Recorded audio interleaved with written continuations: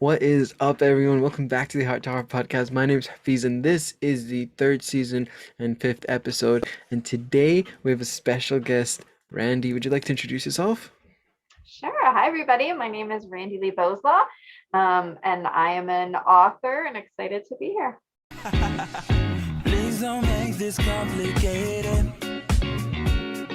What about the time we wasted on our love? All right, so we are going to be jumping right into the game aspect of it. So, for those of you who don't know how this game works, we ask each other a lighthearted question, and we have to include three randomized words into our answers. You ready?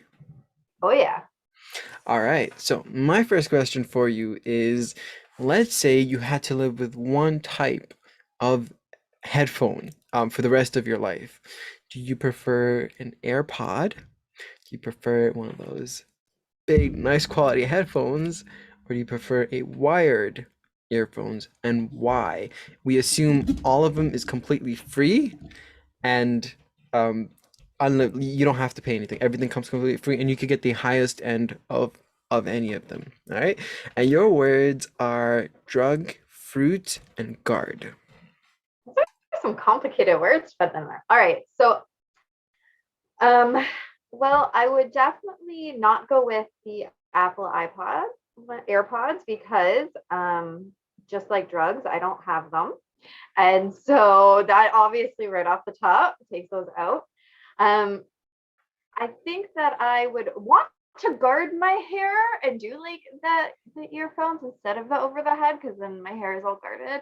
Um, However, as long if they were maybe a fruity kind of color, like bright like colors like fruit, then I could do the over the head ones because then it would still look cool. So I think I would go with the ear ones, though the wired ears. Although phones only have Bluetooth now, so Yeah, awesome. Good to know that. Yeah, I mean, I see why each of them they each have their own pros and cons. Some is better for others. But fair exactly. enough. Yeah, totally.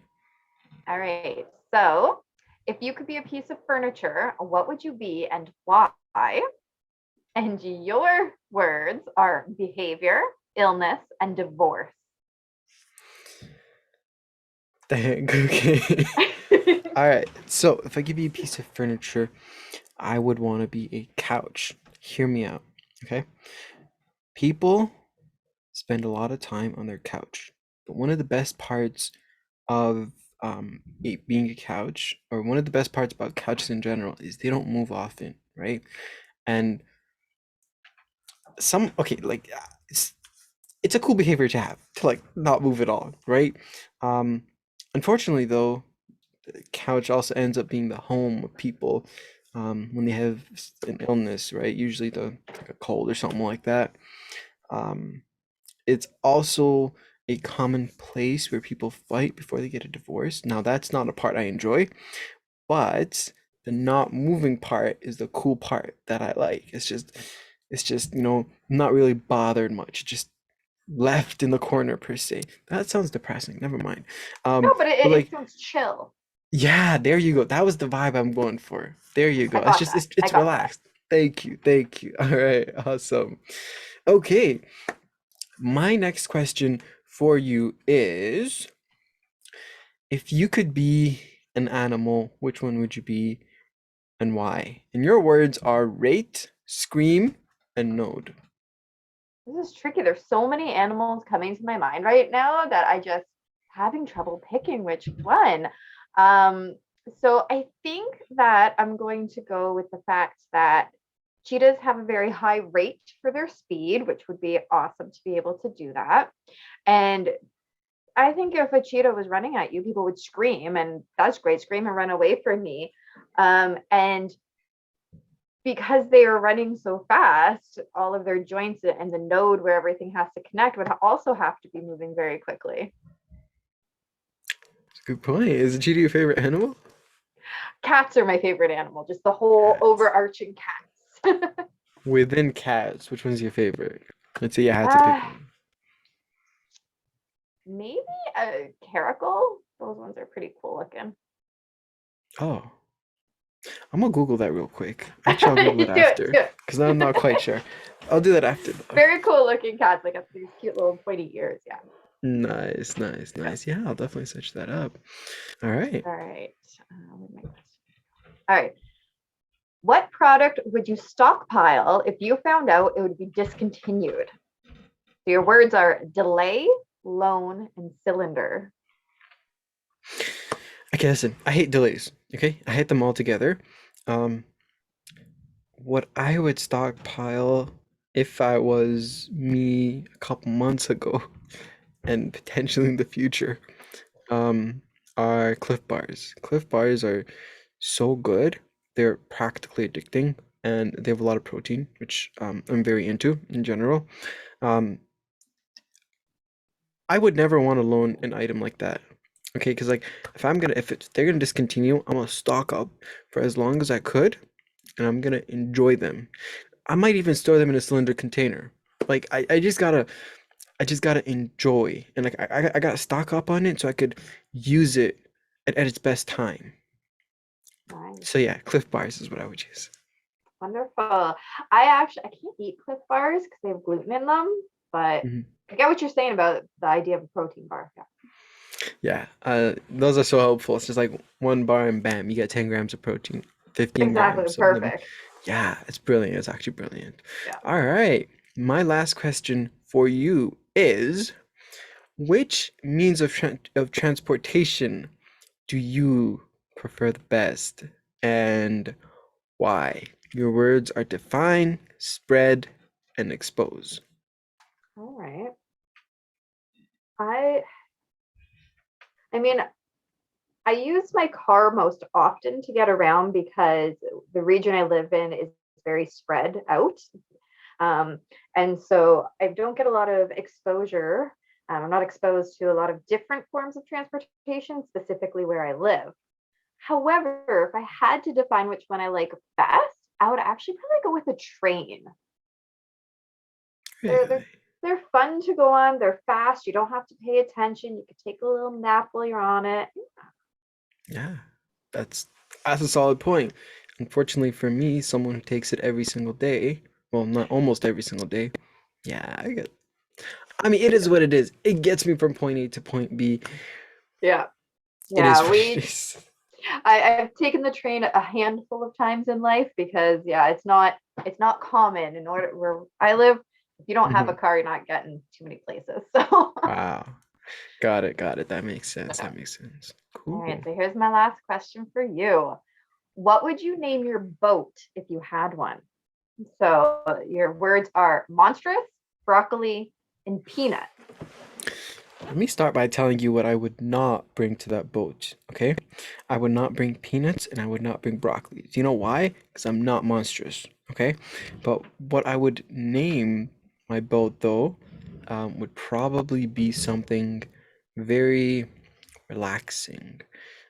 So maybe something along the lines of the sky, you know, just like calming and you're on water. So like it's gotta meet that vibe, you know? So I would just call it the sky. All right. It's kind of like the couch vibe you were going with, right? Like Exactly, very exactly. chill. Yeah, Yeah. very much. So life is too hectic, you know. You might as well just have those moments of just relaxing times, you know?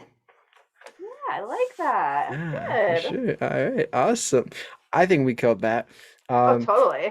Yeah, that was amazing. All right. So, can you tell us a little bit about yourself? Just real Yeah, of quick. course. Yeah. So, like you said, my name's Randy. If you wanted to search me, you're going to search Randy-Lee Boslaw, and then you'll find lots of stuff about me. But I'm an author. I've written a lot about mental health. I also have some kids' books out, some scary stories. I'm working on a self care journal right now that will be done in the next like 2 days. I'm also a host of my own podcast on YouTube called Write or Die Show.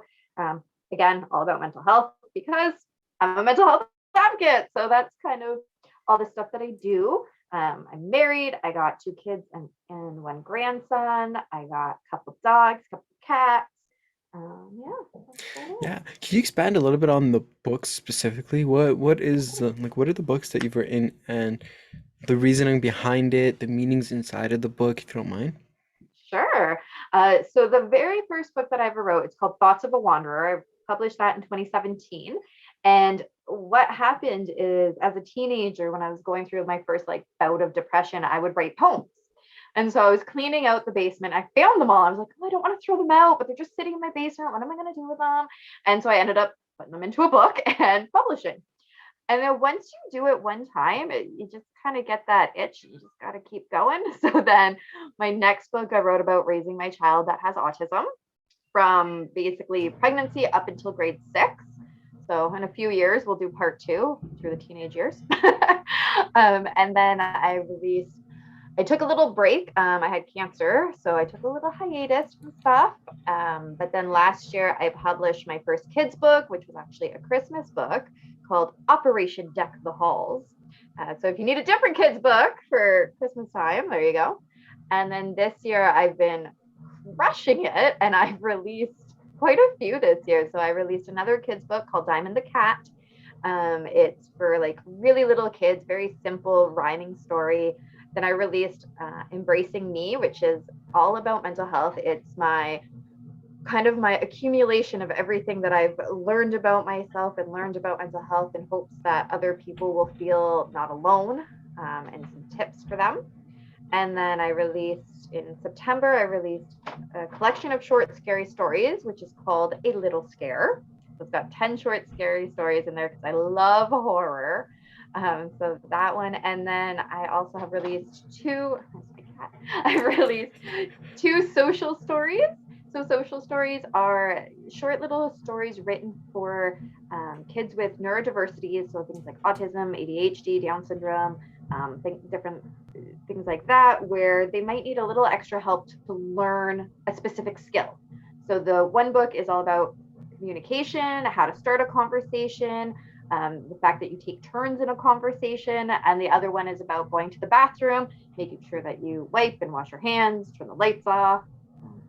Yeah, you can find all of them on Amazon. Amazing, amazing. I'll be sure to drop the link in the description somewhere, Sure. definitely. Yeah, so what is the most important thing you learned about mental health in general?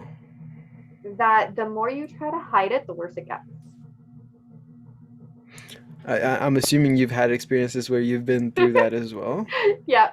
So um, I can talk forever about it. So I try to keep my answers short unless the host prompts like that. That's Yeah. good. But I've been experiencing various times of depression since I was about 14 is the first one I can really remember. And the more that I would try and pretend like everything was okay, the more inside felt wrong, because then it's all of a sudden in your head, it's all these bad thoughts, all these negative thoughts. And then on top of it, you're going, well, now you're lying to everybody because you're not fine, but you're saying you're fine. And so it's all just lies. So it just kind of piles on top. Right. And at what point did you realize, okay, I'm not doing this in the best way possible? What point did you realize that? What got you to realize that? And then how did you go about changing it? So it was definitely a long process. Like I said, the first time I noticed was when I was 14. That's when I started writing. So that was how I was dealing with it at that time. And then it was about 4 or 5 years ago, because it was before I had cancer. And it got to the point that I was thinking about driving my car off a bridge. And where I live, there are lots of bridges. Like when I was driving to work, I had to cross like 3 of them just to get to work. Um, so I knew that something was wrong and that I definitely needed to fix that problem. And that's when I went and I got a therapist, antidepressants. Um, yeah, What was your experience in therapy?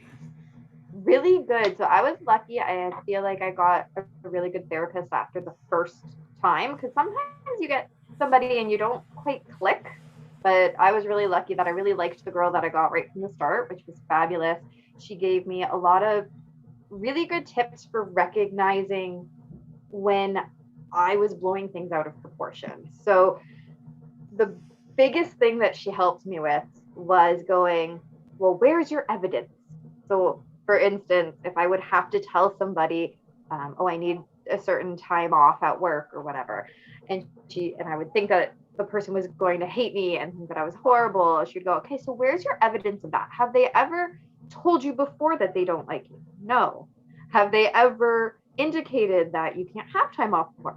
Well, no. And so she'd go through all of these questions and no, no, no, and go, well, why are you thinking it then? Because clearly there is no evidence to back up this thought process.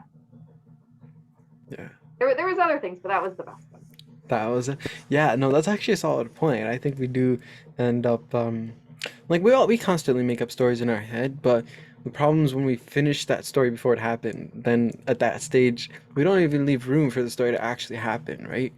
Exactly. And I think there are different levels in which this does happen to people, but if it comes to a stage where it's just like there comes a stage where it just takes over your life, right? And that's where the issues definitely that's where it becomes like a tad bit too far, and you're like, Exactly. When you're maybe I gotta crying on your way to and from work, there's a problem. yeah, no, definitely, definitely. And you said you were on antidepressants? Yes, well, I still am. Mm, So I started on antidepressants, and then here's a big problem with not just me, but I think a lot of people who go on medication is mhm. then we think that we're fine because the medication is working. So we're like, oh, we're good now, we're fine. And then we go off it. Well, the only reason we were fine and good was because we were on it. So I did that. I went off because I was thinking, I'm fine. It's everything is back to wonderfulness. And so I went off it, and after a little while, then all of that bad thoughts and things were coming back. So I went back on them, and yeah, I definitely won't do that again. Yeah, no, that's I get that. That's kind of how it works, unfortunately. Um, are you disappointed in that? Did you? Not at all. I actually think that if you need medication, then you should take it. So I say we, me and my husband, we always equate it back to the fact that he has diabetes. And if he doesn't take his insulin, he will die. And so, what is the difference with mental health? Just because it's not a physical problem, a lot of people go, oh, you shouldn't take medication, whatever. But they would never say that to a diabetic.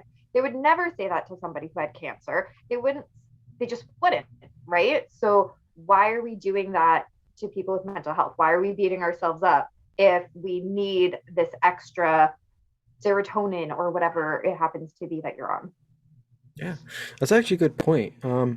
Which I actually want to dive into another point. What do you think is one of the biggest stigmas around mental health? Why do a lot of people struggle to talk about it or even want to deal with it? Yeah, that is such a big topic. That's why I have my whole show around it, because there's a lot of different reasons. For me, it was about showing weakness, showing that I didn't have it all together. And I didn't want to do that because I was growing up, my mom's expectations of me were so stinking high that I didn't think I could do something wrong and still be loved. Like I had to always be perfect. And I was always compared to my cousin, who is like, I think she's almost 10 years older than me. So I was always compared to her because, oh, well, Amber did this and Amber did that. And she's going to this university. She's getting her master's. And that's great. And I love Amber. Don't get me wrong if she's listening, because I know she listens to things I send her. Absolutely love her. But the comparison that was always done was awful. And then on the flip side of that, I was always compared to my brother, who um, the comparison was very different. So with Amber, it was you need to try to be like her. And with my brother, it was don't be like him. You have to be the complete opposite of him because he got into so much trouble, into drugs. He died earlier this year from an overdose. And so I had to maintain this sort of perfect status. So the stigma really came around if I say that I have a problem, if I say that I'm thinking these things, it means that I am weak. It means that I am not what everybody thinks I am. So that is one of the really big issues with the stigma. And then the other one is, I think we touched on a little bit with the medication. As soon as you tell somebody that you're on medication, all of a sudden you're crazy, right? Like, for a lack of a better word, you, why do you need that? You shouldn't need that. You should have your act together. Yeah. Yeah, those are two good points. First of all, I'm sorry about your brother. Um, but um, those are actually two good points, and I think touching up upon the first one, the expectation idea, we often tend to get put into an expectation and don't realize that don't necessarily have to live up to those expectations. Like even when our parents set a specific expectation for us, it's not they're not gonna, as much as they say things to from their end to try and encourage you to be the best you can, um, the, they're at the end of the day really what they want is for us to be happy, and we often don't realize that that's their way of achieving. Like, the end goal is the same, the approach is very different. I don't think Yes, that they approach it the right way, but I think once, like for me, when it really changed is when I realized that we're both heading towards the same end goal. There's just a bit of a miscommunication at the top, and realizing that is what changes so much about how you approach life in general, right? yes, It's no more about, hey, let me make you happy, but instead it's like, hey, let me be successful in my own way, right? While doing my best, while putting the work in, while being happy, doing what I need to do, and you're gonna be proud of me because, well, that's what you've been looking for the entire time, yeah, right? I think that's yeah. yeah, And as we get older, we're able to recognize that. But when you're younger, that's really hard to see. And so, yeah, it's totally an approach thing. And then that shift in perspective, like you said, as we get older, we can shift that perspective and see it from an adult trying to push their child, as opposed to somebody who's trying to make you somebody you're not. yeah. At what point did you realize that? Did you come to that Um, realization, basically? Yeah. it really came pretty late, I think, and that had to do with just a lot of different factors between, like, my mom always comparing me, and then kind of feeling almost forgotten as a teenager because she spent so much time focusing on my brother, focusing on my ex stepdad at the time, and then after going through all of that, basically trudging through depression on my own, it was almost like, well, I don't even want to talk to you because I was just so mad at her for a really long time. And I never actually stopped talking to my mom, but there was always this big tension between us until probably in my late 20s, when I finally said, "That's it. Stop comparing me. Stop doing this." Da, da, da, da, da. And my mom looked really shocked, and she goes, "I didn't know that that is how you were feeling about all of those things." And she's read the books that are written, especially. So she describes my first book. So she was talking to my dad quite a few years ago now. And she said, "Oh, you need to buy this book. You need to support your daughter." I don't really talk to my dad. "You need to support your daughter. You need to buy this book. It's all about how we're bad parents." That's how she describes it. It's not, that's not what it is. But I can totally understand how she would read it as that. And because she read that book and viewed it that way, we've had a lot more conversations about why she did the things that she did, as a parent, and the choices that she made. And so now I'm like, oh, I kind of understand it now. Yeah. I'll never fully understand it, but I understand it a lot better now than I used to. Yeah, no, that's totally fair. Because to be honest, like it also is somewhat of a generational thing because she grew up in a completely different environment than we grew up in. Um, it's it's a whole bunch of factors that just play in, most of which you honestly can't control, Exactly. especially if like the knowledge wasn't there on how to approach a certain situation. You just do what you know best, right? And sometimes it doesn't end up being the most ideal path, but Yeah. um, And you're right, that whole generation thing. My mom's a boomer. Like, they didn't talk about mental health. That wasn't a thing. And so growing up, when my brother was getting into drugs and my ex stepfather was he was a raging alcoholic. Um, it wasn't something you talked about. You didn't let people know that you needed help. You didn't let them know what was going on in your house. So how do you know to ask for help when all you see is people shutting it down, saying, Yeah. "Shh, don't tell Yeah, and then looking down upon people who do it. Definitely. What advice would you have for someone, let's say in their 20s right now? anyone."